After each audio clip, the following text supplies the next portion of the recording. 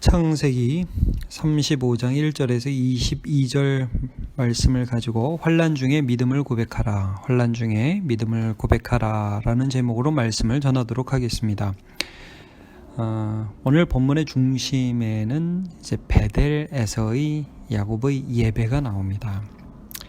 1절에 보면 하나님이 야곱에게 이르시되 일어나 베델로 올라가서 거기 거주하며 내가 내 형 에서의 낯을 피하여 도망하던 때에 내게 나타났던 하나님께 거기서 제단을 쌓으라 하신지라 라고 말씀을 하죠. 이제 하나님께 야곱이 예배해야 하는데 어떤 상황이냐 하는 것이 먼저 좀 중요합니다.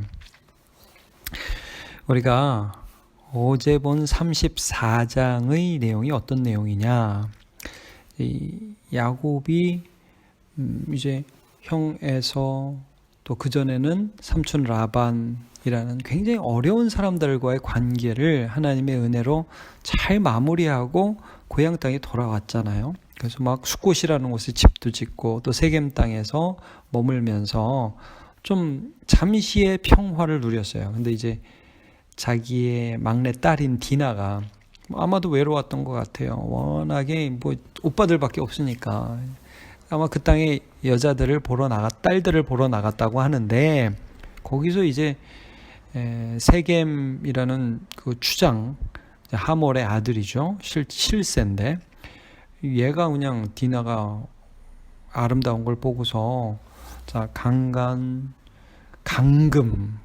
하는 사건이 벌어지고, 이것 때문에 이제 디나의 오빠들이 너무 흥분하고 분노해서 또 그 가운데 이제 이 세겜 족속들에게 거짓말을 하죠. 너네 할례 받으면 우리 통원해 줄게. 그러면서 할례 받아서 아플 때에, 너무 남자들이 힘 못 쓸 때 가서 모든 남자들을 다 칼로 쳐서 죽이는 그런 살육이 일어나게 됩니다.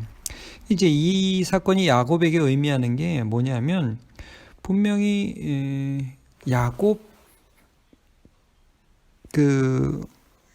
현재 상황으로는 어쨌든 타국에서 온 이방인이잖아요. 근데 이 사람들은 이제 거기 거류하던 사람이고 원래 있던 사람들이고, 그럼 뭐 이미 죽었다 하더라도 뭐 그 옆 지방이나 다른 족속하고 관계를 맺었을 건데, 야구 세겜 그 족속 다 죽었다. 누가 죽였더니 야곱이라는 애가 그랬대. 그럼 이제 보복할 게 두려울 거 아니에요. 그 외적으로는 그런 두려움이 있고, 내적으로는 이제 야곱의 아들들이 아빠한테 불만이 있는 거죠. 우리의 사랑하는 여동생인데 아버지 도대체 한 게 뭐냐. 사실 이제 그게 어제 본문의 맨 마지막에 이렇게 마무리되지 않습니까? 창세기 34장 30절과 31절을 보면 야곱이 시므온과 레위에게 좀 화를 냅니다. 너네 뭐한 짓이냐. 너네 때문에 지금 가나안 족속, 브리스 족속이 악취가 나게 해서 우리는 사람도 얼마 없는데 그들이 모여서 연합군으로 나를 치면 우린 다 죽는다. 아들들이 뭐라고 합니까? 31절에 그들이 이르되 그가 우리 누이를 창녀같이 대우함이 옳으니이까. 그러니까 아버지한테 대드는 거예요. 여러분 오늘 본문도 보시면, 오늘 본문 맨 마지막에 이런 장면이 있어요. 22절. 이스라엘이 야곱이 그 땅에 거주할 때 르우벤이 가서 그 아버지의 첩 빌하와 동침함에 이스라엘이 이를 들었더라. 그러니까 이제 이게 뭐냐면 르우벤이요 아버지의 첩과 동침해요. 이 정황이 뭐냐면 오늘 본문 맨 마지막에 보면 야곱이 사랑하는 아내인 라헬이 죽거든요. 베냐민 낳다가. 그러니까 르우벤이 머리가 돌아가는 거예요. 아버지의 사랑하는 아내가 죽었다. 그러면은 이제 아내가 넷이었다가 셋이 되잖아요. 근데 빌하는 죽은 라헬의 몸종이거든요. 그러니까 자기 친엄마는 레아예요. 그러니까 친엄마 세워주기 위한 아버지에 대한 반항으로도 이 사건을 볼 수 있는 것입니다. 우리 엄마가 이제 명실공히 정실이야. 이런 태도를 보이는 것이죠. 이게 이제 야곱이 지금 내외로 굉장히 어려움 가운데에 있었고, 또 오늘 본문에 보면 여러분 굉장히 좀 특이한 사건이 또 하나 나타나는데, 이게 뭐냐면 리브가의 유모 드보라의 죽음입니다. 여러분 8절을 한번 보시면 리브가의 유모 드보라가 죽음에 그를 베델 아래에 있는 상수리 나무 밑에 장사하고 그 나무 이름을 알론바굿이라 불렀더라. 알론바굿은 통곡의 상수리 나무라는 뜻입니다. 이 드보라의 죽음이 야곱에게 너무 힘들었던 거예요. 많은 성경학자들이 이 부분을 이렇게 해석합니다.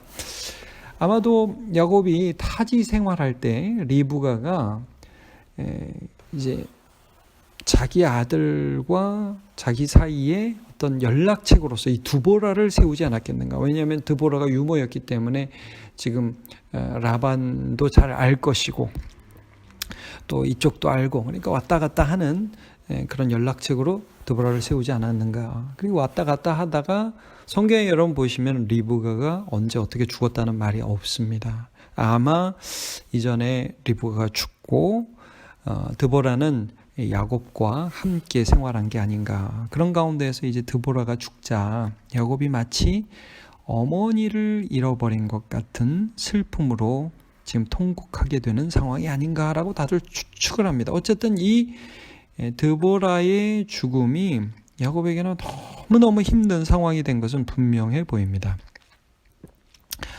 자, 바로 이때 하나님이 야곱에게 예배하라, 베델에 가서 예배하라 그러시니까 야곱이 정신이 번쩍 났겠죠. 내가 지금 실망하고 있고 내가 어떻게 해야 될지 모르겠고. 그런데 맞아, 그때 베델에서도 그랬어. 내가 우리 형 때문에 어떻게 해야 할지 모르고 낙심해서 갈 때 하나님이 계신지 안 계신지보다 내 절망하는 상황이 너무 힘들 때 그때도 하나님이 나한테 예배하라고 하셨어 라고 하면서 그때 기억이 났겠죠. 그러면서 정신을 바짝 차려가지고 자기 집안 사람들한테 이런 요구를 합니다. 2절 보시면 야곱이 이에 자기 집안 사람과 자기와 함께한 모든 자에게 이르되 너희 중에 있는 이방 신상들을 버리고 자기 자신을 정결하게 하고 너희의 의복을 바꾸어 입으라. 우리가 일어나 베델로 올라가자. 내 환난 날에 내게 응답하시며 내가 가는 길에서 나와 함께 하신 하나님께 내가 거기서 제단을 쌓으려 하노라. 여기서 야곱은 하나님께 예배할 때 우리 가족이 아직도 이방신들을 소지하고 있는 것이 문제가 된다. 우리의 태도가 이게 돌아봐야 한다. 내가 정말 하나님 앞에 어떤 삶을 살아가고 있는가를 돌아봐야 한다는 걸 직감적으로 느끼죠. 여러분 기억하시겠지만 라반의 집에서 나올 때에 그 야곱의 아내 라헬이 드라빔을 훔쳐오지 않습니까? 그러니까 아직도 그 집안 사람들에게는 다신론적인 생각들과 영향력들이 많이 있었다는 것을 우리가 알 수 있습니다. 야고보서에 보면 이런 말씀이 있어요. 하나님을 가까이 하라. 그리하면 너희를 가까이 하시리라. 죄인들아 손을 깨끗이 하라. 두 마음을 품은 자들아 마음을 성결하게 하라. 야곱은 지금 실망하다가 정신이 번쩍 난 거예요. 하나님을 예배해야 되겠구나. 하나님을 예배하려면 나 자신을 돌아봐야겠구나. 그래서 이제 자신과 모든 가족에게 이제 성결하게 하고 이제 하나님 앞에 예배하자고 권유합니다. 자, 이때 하나님이요 야곱에게 첫 번째 이런 은혜를 주십니다. 5절 보시면 그들이 떠났으나, 자, 세겜에서 사람 다 죽이고 베델로 예배하러 떠나는 거예요. 근데 그 사면 고울들로 크게 두려워하게 하셨으므로 야곱의 아들들을 추격하는 자가 없었더라. 자, 여러분 한번 생각해 보십시오. 야곱과 그의 아들이 한 일은 살인이고 거짓말입니다. 죽을 만하죠. 근데 하나님이 은혜를 주세요. 이건 마치 아브라함과 이삭, 그의 할아버지 아버지죠. 자기 아내를 누이라고 그렇게 속이고 거짓말했는데 하나님이 아브라함과 이삭을 편드시면서 이집트의 바로와 또 그랄 왕 아비멜렉을 두렵게 하시잖아요. 이해가 안 가는 거예요. 하나님의 은혜가 있는 거예요. 그러니까 범죄한 곳에 하나님의 은혜가 더 넘친 거예요. 이건 하나님의 택하신 하나님의 백성에게 적용되는 것이죠. 야곱이 여기서 은혜를 받게 되겠죠. 그뿐만 아니라 오늘 본문에 보면 하나님이 베델에서 예배할 때 그에게 나타나셔서 이런 복을 말씀해 주십니다.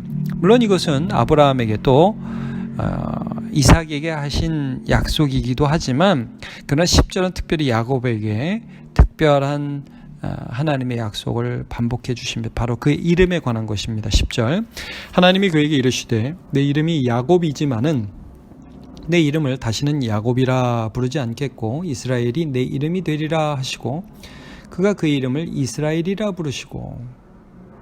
여러분 이스라엘 뭡니까?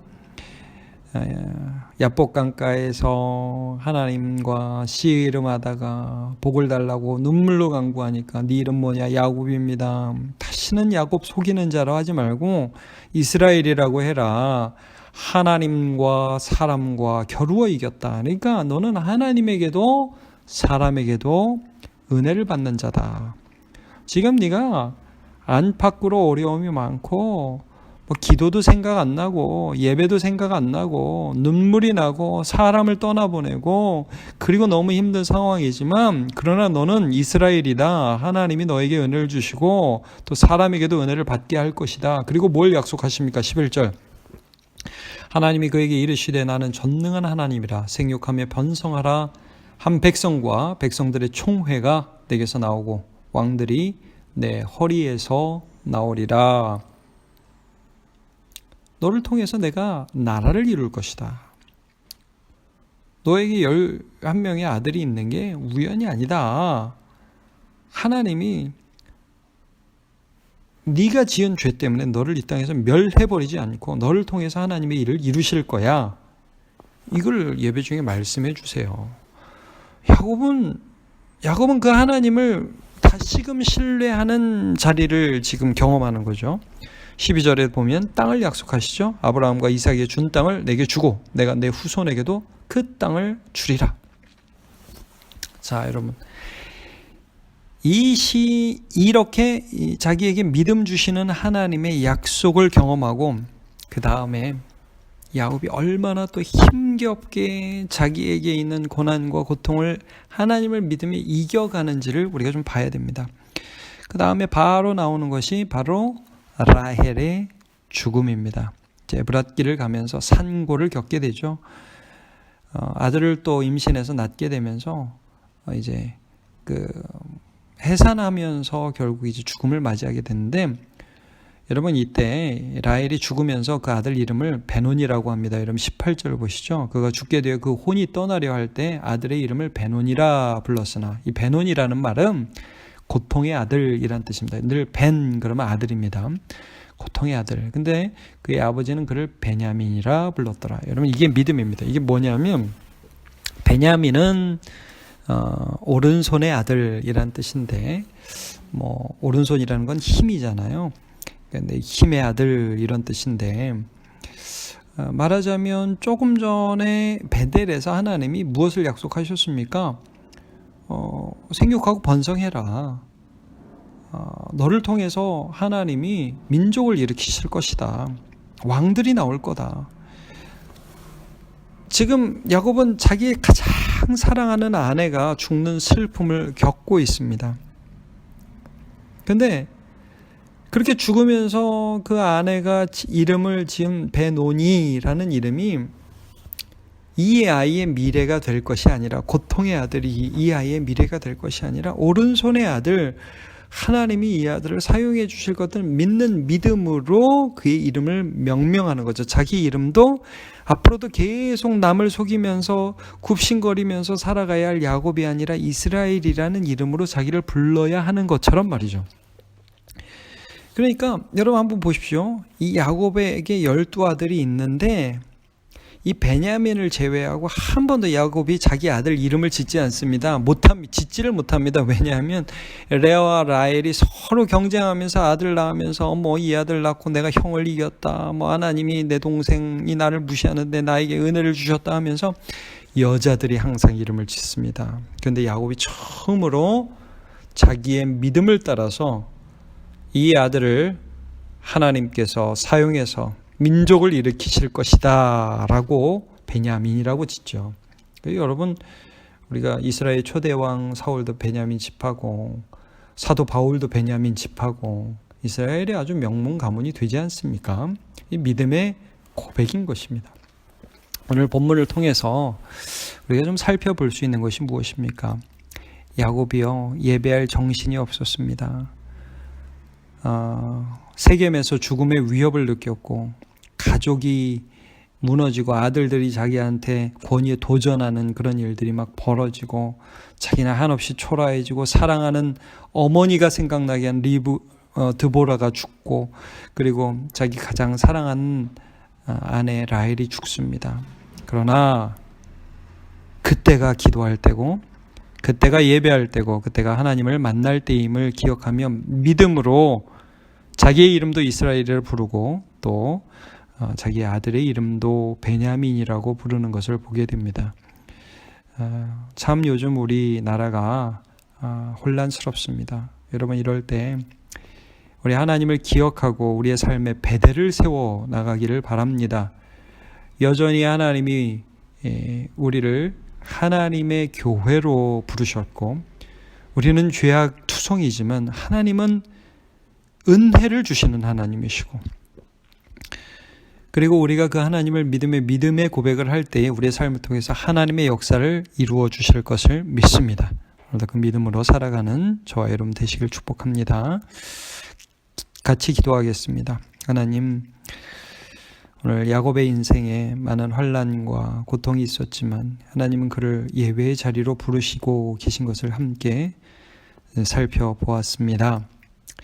하나님의 약속을 다시 한번 확인해 주셨고 죄악 때문에 망할 존재가 아니라 하나님께 그리고 사람에게 은혜를 받을 존재임을 말씀해 주셨습니다.